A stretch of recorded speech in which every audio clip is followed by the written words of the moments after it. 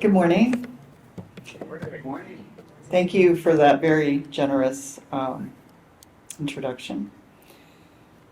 Yo soy Priscilla Solis Ybarra, la hija de María Eugenia Solis Ybarra, migrante de México, y Encarnación Peña Ybarra, nacido México-americano, Texas. My name is Priscilla Solis Ybarra. I'm the daughter of María Eugenia Solis Ybarra, who's a migrant from northern Mexico to Texas, and of Encarnación Peña Ybarra, who was born in North Texas as Mexican American, and he worked as a migrant farm worker during the Great Depression. All of the work that I do is really to honor my parents, so I like to bring them into the room with me whenever I give a talk. I'm very honored to be here in this building, as Dr. Gonzalez reminds us, very special place. And I'm grateful to Michelle Kells for the invitation, for all of the hard work organizing not just today's event, but all of the events leading up to this. So thank you very much. And to Diego for the introduction and emceeing the event today.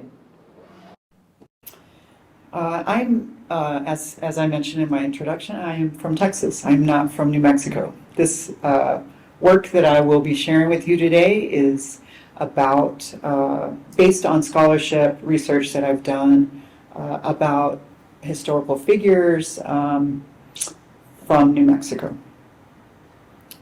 We were also asked to connect our presentation to one of the questions of a talking circle.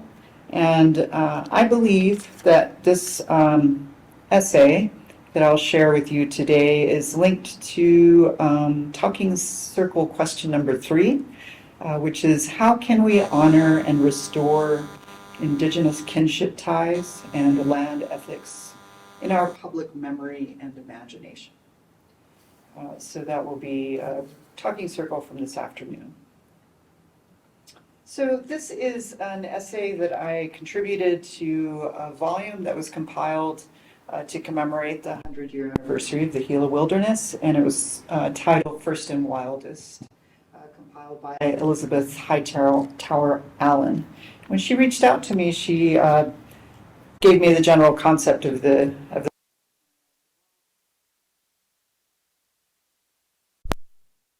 that's okay, then I'll contribute a piece. And she said, absolutely. We're anxious to hear many different perspectives on this idea. So that's a brief kind of overview. The idea of wilderness to Mexican Americans. If you ask a Mexican American, they will probably tell you that a place like the Gila Wilderness is not wilderness at all. They would say that the land there is stolen. The first person whose life will help tell this history is Reyes Lopez Tijerina.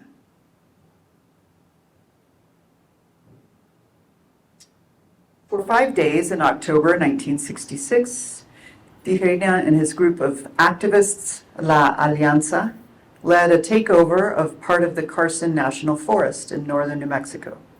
They renamed it the Republic of San Joaquin del Rio de Chama, a reference to the 1806 Spanish grant that claimed the territory from the original Apache, Ute, and Pueblo inhabitants. Tijerina's organization, whose full name was La Alianza Federal de Pueblos Libres, included more than 6,000 heirs, descendants of the original recipients of 50 Mexican and Spanish land grants. He was eventually arrested for the violation of public lands, but not without first having his say. In black and white archival footage of La Alianza's takeover, Tijerina stands tall and dapper in a dark suit, his hair neatly arranged with brilliantine in the same way that I remember my father styling his. Tijerina speaks in the middle of a crowd of law enforcement officials, explaining that La Alianza will take full responsibility for the action. When a man wearing a badge tries to cite a law to him, Tijerina interrupts. Yes, I know your laws already. We've been citizens of the United States for 120 years, and we know the laws. Frustrated with being treated like a second-class citizen, he references his in-depth studies of land law not only in the United States, but in Mexico and Spain as well. La Alianza's aim was to restore the land to the Mexican-American families dispossessed following the Mexican-American War, when Mexico lost half its territory to the United States. The 1848 Treaty of Guadalupe Hidalgo, which ended the war, also promised to make citizens of and protect the property rights of the approximately 110,000 Mexicans who chose to remain on lands annexed by the United States. But as with many U.S. treaties, this one was not fully honored. When I teach Chicanx literature at the University of North Texas, I always start the class with a screening of the first episode of a 4-part documentary film, Chicano History of the Mexican-American Civil Rights Movement. Part 1, Quest for a Homeland, begins with La Alianza's land takeover, and this photograph is a still shot from that documentary film. Every semester, the students express frustration and disgust that they do not learn about the Mexican-American Civil Rights Movement until they are well into their college education. These students are by and large from Texas and educated in Texas public schools. And I feel for them too. I grew up in Texas and didn't learn about Chicanx history until I got to graduate school, first at UCLA and then at Rice University. The ideals of the U.S. Civil Rights Movement included transforming education so that gaping holes of knowledge get filled. A part of that plan worked. Otherwise, this queer Chicana born in South Dallas would not be setting the curriculum in a college classroom. But so many of the contributions to U.S. history from Black, Indigenous, Mexican-American, Latinx, and Asian American communities still get left out. The overwhelming narrative that gets taught serves the delusion of white supremacy. The story of Wilderness is no different. But the history of American conservation is perhaps not as white as we think it is. Take another example, Estela Berger Leopold. She was an American conservationist along with her scientist-writer husband. Their 5 children also became leading scientists, academics, and conservationists. 3 have been named to the National Academy of Sciences. But your typical admirer of Aldo Leopold does not know the heritage of his wife and children. Why does the Mexican-American background of one of the leading families of American conservation remain hidden in plain sight?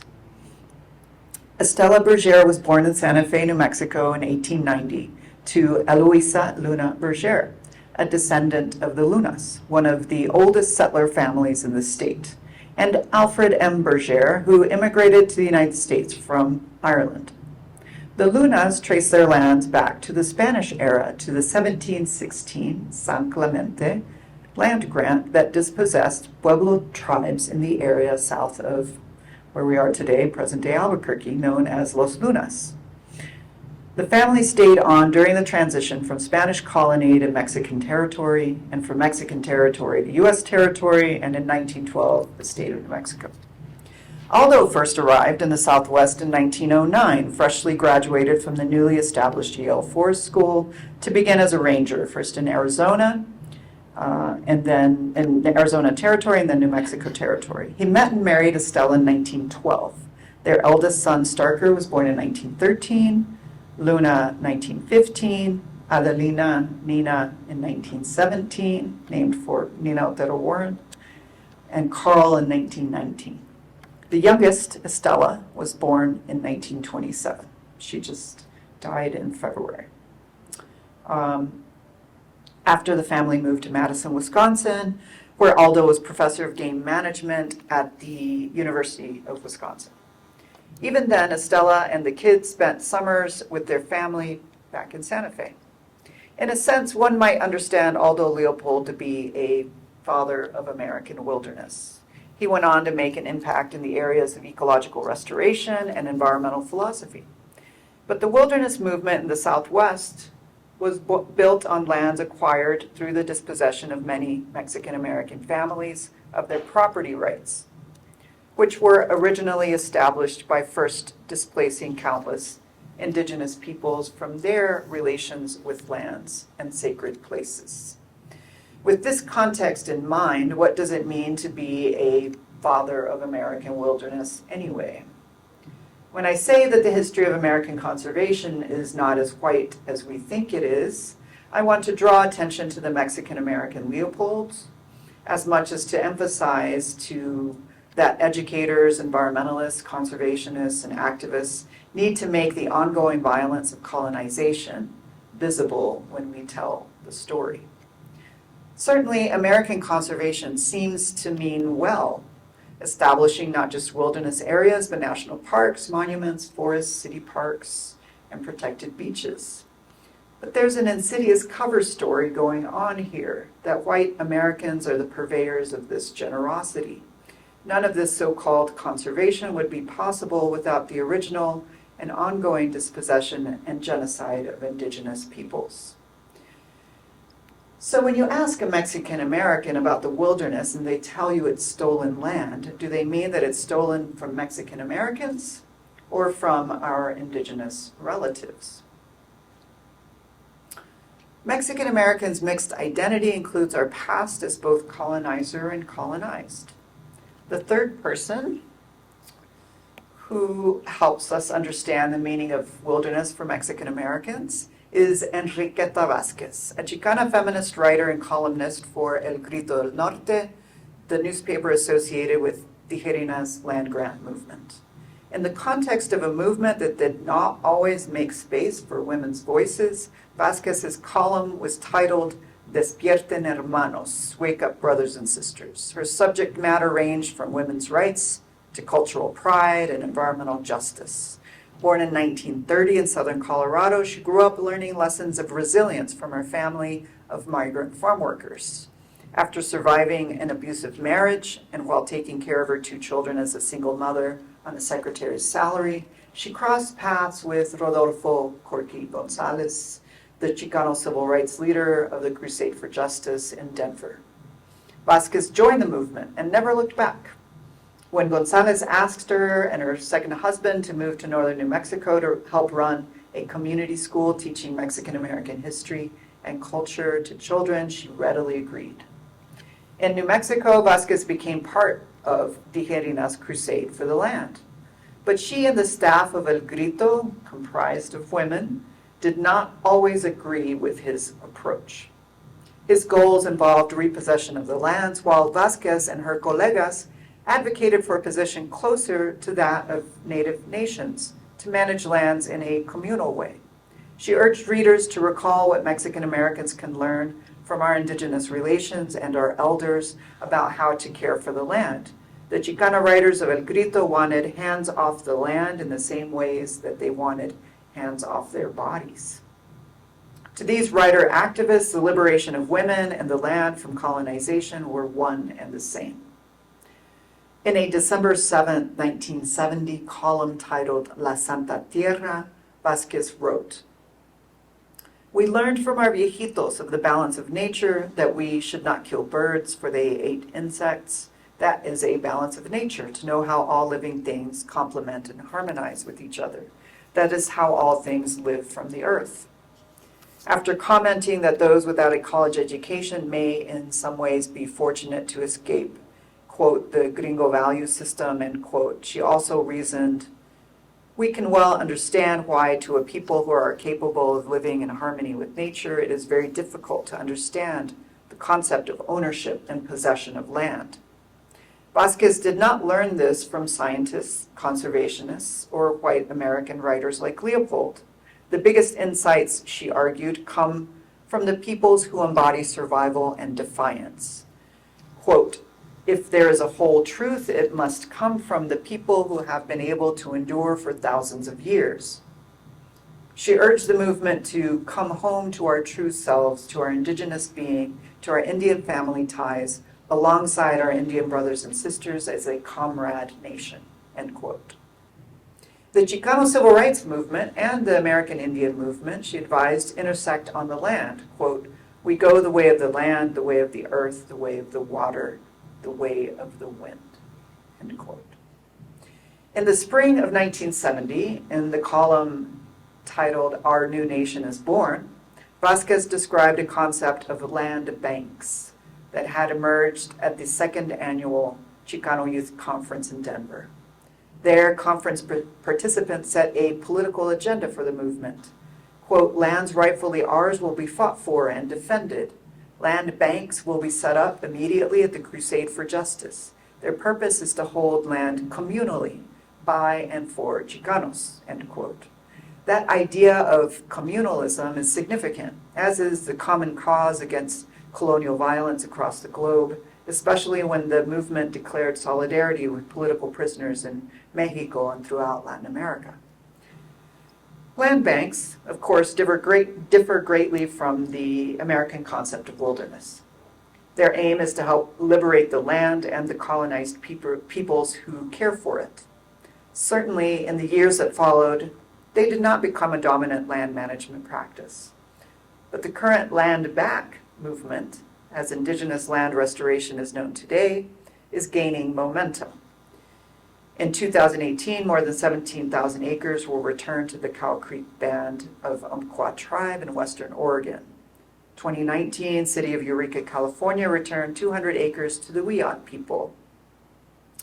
The Esalen tribe purchased back 1,200 acres in Northern California in July 2020, and in 2021, over 18,000 acres of the National Bison Range and its resident bison herd were being restored to the Confederated Salish and Kootenai tribes. I prefer the land back vision to the alternative. American wilderness sits there with its soul hollowed out, emptied of the peoples who help animate the land. Wilderness to the Mexican American is stolen land. Whether it's stolen from Mexican Americans or stolen from Native nations will depend on who you ask. I join Enriqueta Vasquez in rallying Mexican Americans, Chicanexes, to come home to our true selves, to build coalitions with Native nations and advocate for land back. It's what our ancestors want us to do. Because what's a land bank but another way of saying land back? So I'll just leave with this visual, which gives you a kind of tour. You know, Tijerina was advocating for the return of the land grants, but that still reinforces a private land possession structure. Leopold advocating for wilderness, ecological restoration, so moving towards our sense of public lands, but the idea of a public land still reinforces that all the other land is private. So it's still thinking about private possession of land. And with Vasquez and the land back movement, of course, that is radically different, a stewardship model which rejects the privatization capitalist framework. Thank you very much.